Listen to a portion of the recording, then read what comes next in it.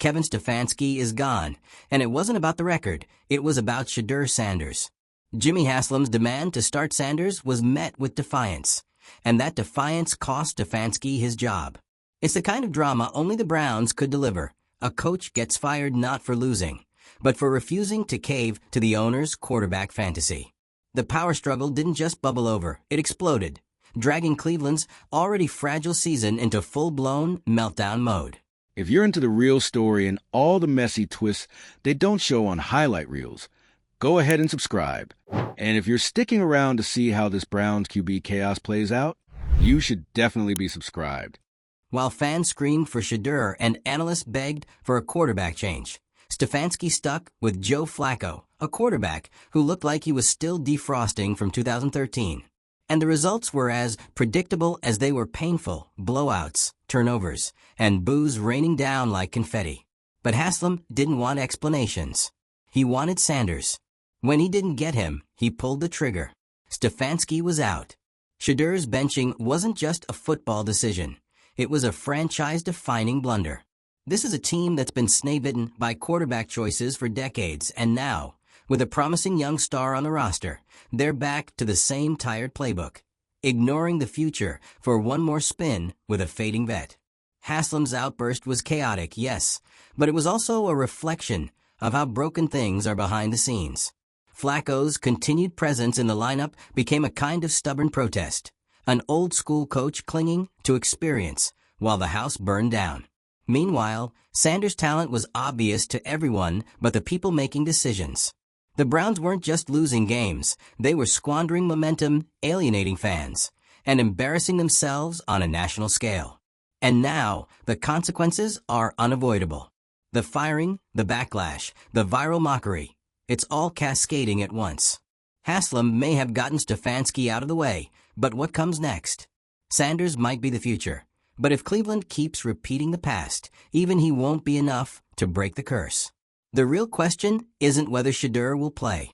It's whether this franchise is capable of getting out of its own way long enough to let him save it. Jimmy Haslam just lit the match, and Kevin Stefanski was the first to burn. The Browns aren't just in chaos, they're living it. The firing of their head coach wasn't some quiet, calculated move. It was loud, messy, and fueled by one very specific, very public feud: Stefanski's refusal to play Shedeur Sanders.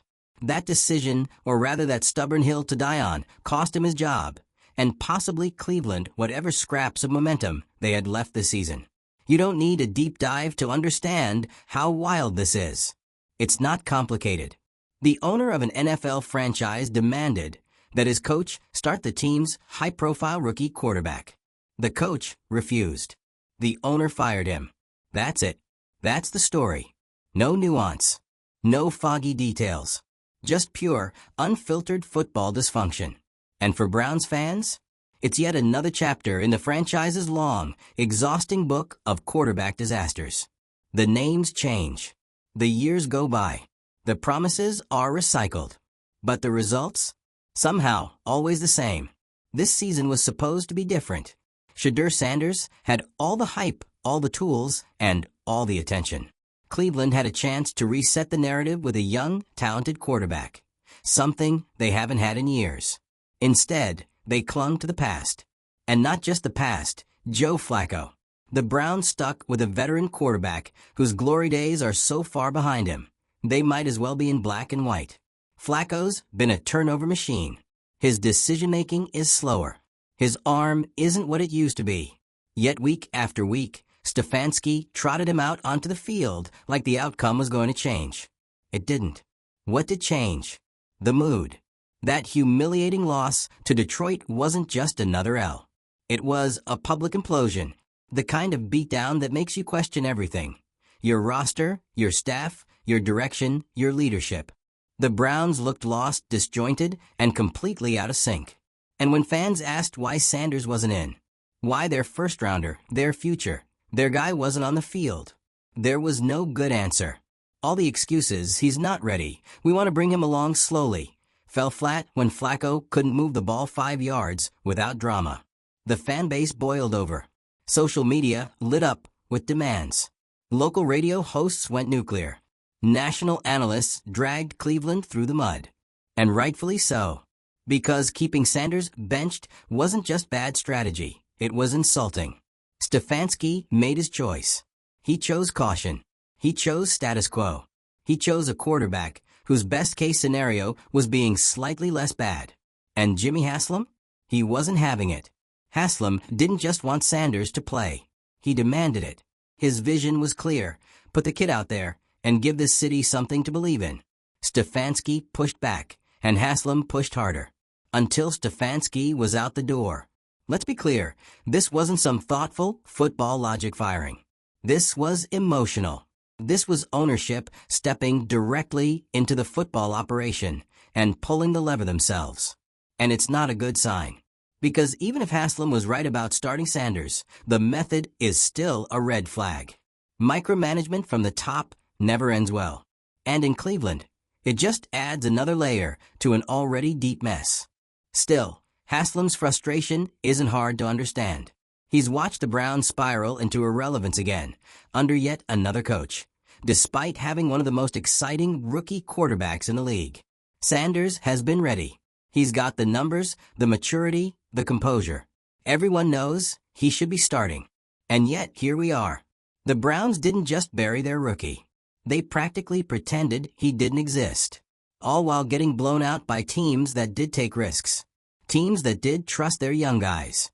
Cleveland, once again, chose fear. And that fear has a cost. You can feel it in the locker room, in the stands, on the broadcasts.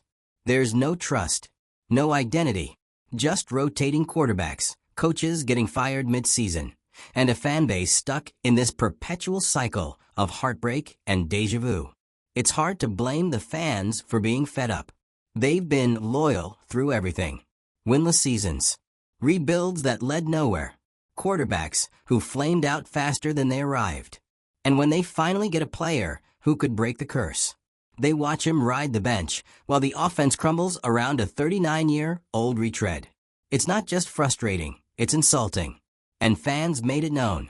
The public outcry reached deafening levels after the Detroit loss. Every local sports call-in show sounded like a revolt. You could feel the betrayal in every voice. Because this isn't just about losing, it's about how they're losing. There's no plan, no vision, just confusion, contradiction, and chaos. And when that's what you give fans, they give you backlash. And when fans start demanding your rookie quarterback by name on every platform, that's not noise. That's a warning. The media has had a field day. Analysts are roasting the Browns nightly. Memes, sound bites, mock drafts already. It's brutal. But this is what happens when dysfunction becomes your brand. Cleveland isn't just losing games, they're losing credibility. Every headline feels like déjà vu quarterback controversy.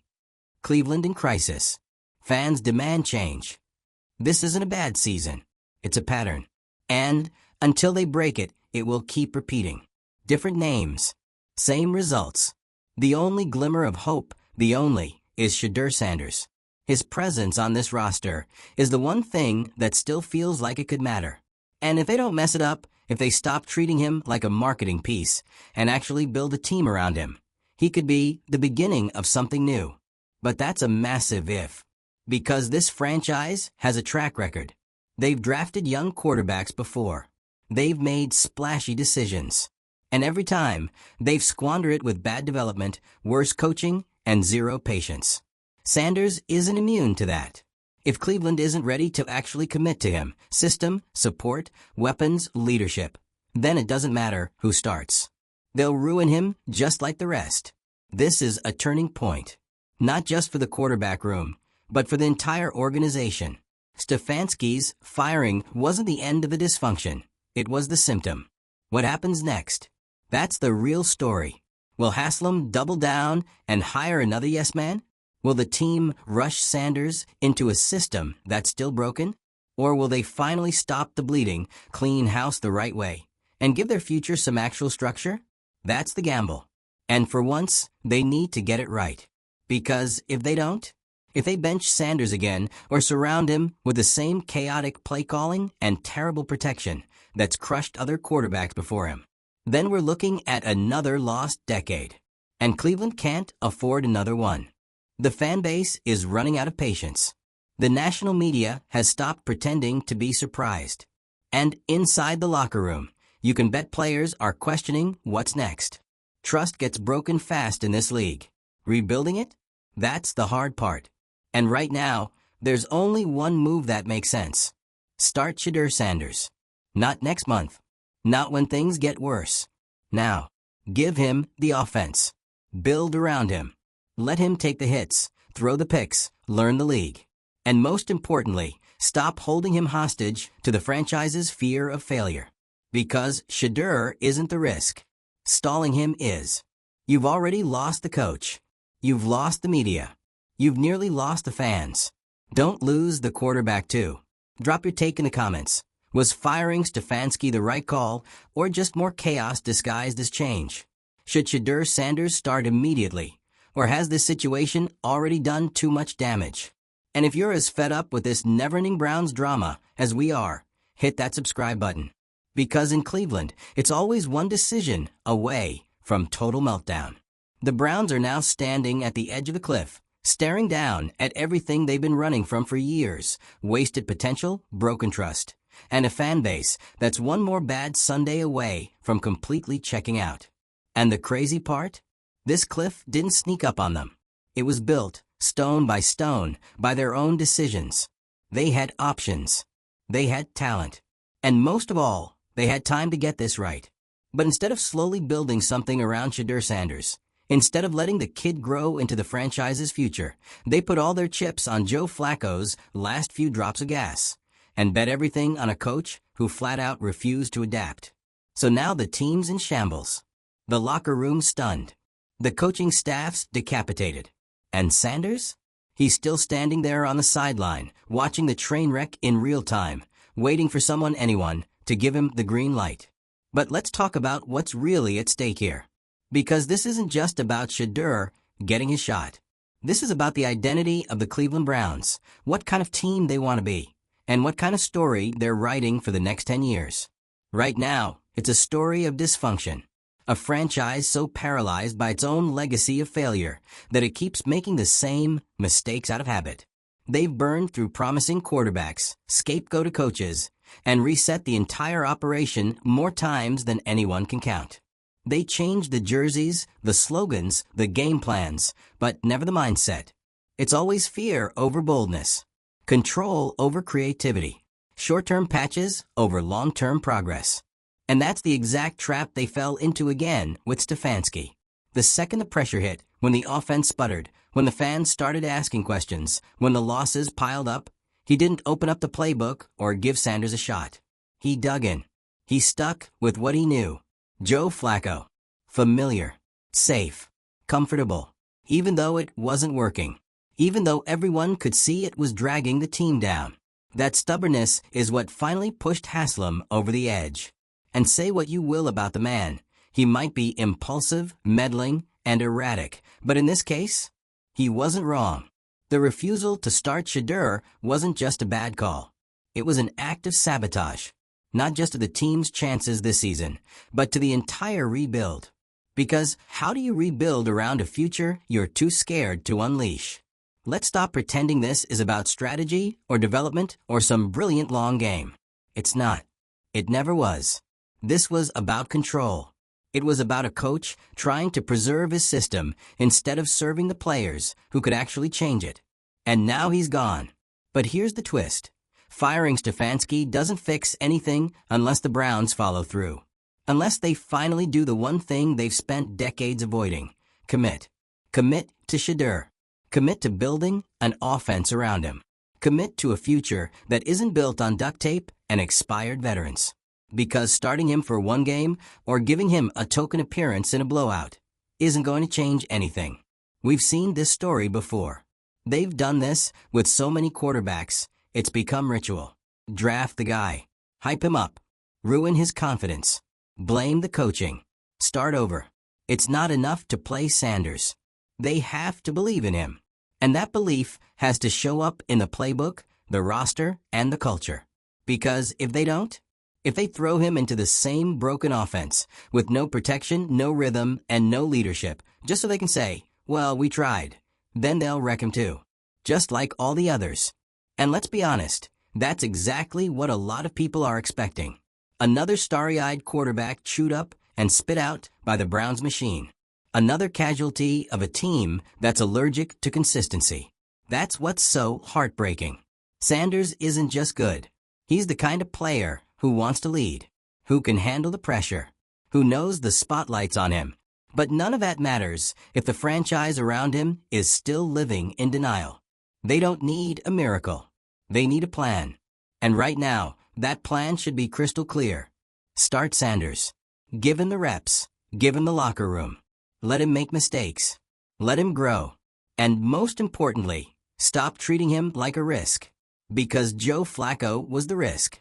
Keeping Stefanski was the risk. Pretending this team was 1 or 2 tweaks away from relevance. That was the risk. Sanders? He's the chance to reset. And not just because of what he can do on the field, but because of what he represents. For once, the Browns aren't scraping the bottom of the barrel. They're not recycling someone else's cast-off. They have their own talent, their own rookie, their own possible star. And yet, until now, they've done everything except act like it. That has to change. Because if they fumble this, then what's even left? You think the fans are going to keep showing up after this season if Sanders is still sitting? You think the players are going to trust leadership that keeps sabotaging its own future?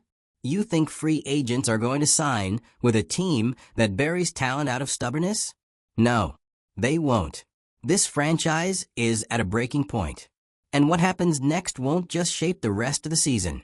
It will define the next 5 years. They've already fired the coach. Now it's time to back that up with action. Start the quarterback. Let the kid lead. And actually support him. Because otherwise, this isn't a reboot. It's just the same disaster with a new headline. The pressure's on. The spotlight is brutal. The margin for error? Gone. But if Cleveland wants to finally step out of the shadows, this is the moment. No more excuses. Start Shedeur Sanders. Right now. The problem with the Browns isn't just what they've done. It's what they keep doing.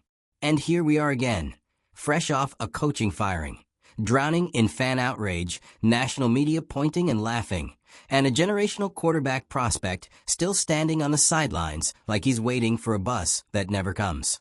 The cycle is exhausting. And the saddest part? Everyone sees it coming. Every time. They draft the shiny new quarterback. Fans get hopeful. The team swears this time it's different. Then they wrap the rookie in bubble wrap, hand the offense over to a fading vet, and pretend that somehow, someway, the broken formula is going to work. It never does. Because what Cleveland still doesn't seem to understand is that playing it safe is what's killing them. Keeping Sanders on the bench isn't some brilliant, slow-cooked development plan.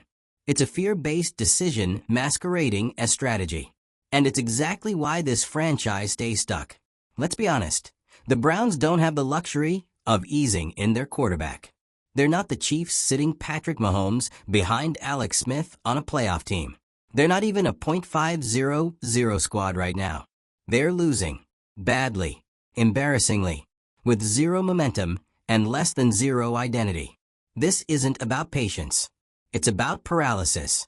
And it's not just Stefanski who got exposed. The whole organization got caught in 4K. From the top down, this is a team that still doesn't know how to manage talent. Especially at quarterback. If Sanders can't break this curse, no one will. But the Browns are playing with fire. Every week he sits, that trust erodes. Fans are getting louder. The scrutiny is getting uglier. And whether they admit it or not, Shedeur is watching. He sees the chaos. He sees the hesitation. And if he starts to believe that this is just another broken team using him as a PR stunt, then Cleveland won't just lose games.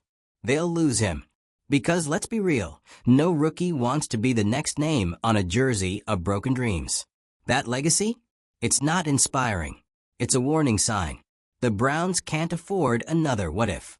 What if they'd just let Shedeur play? What if they'd built around him from day one?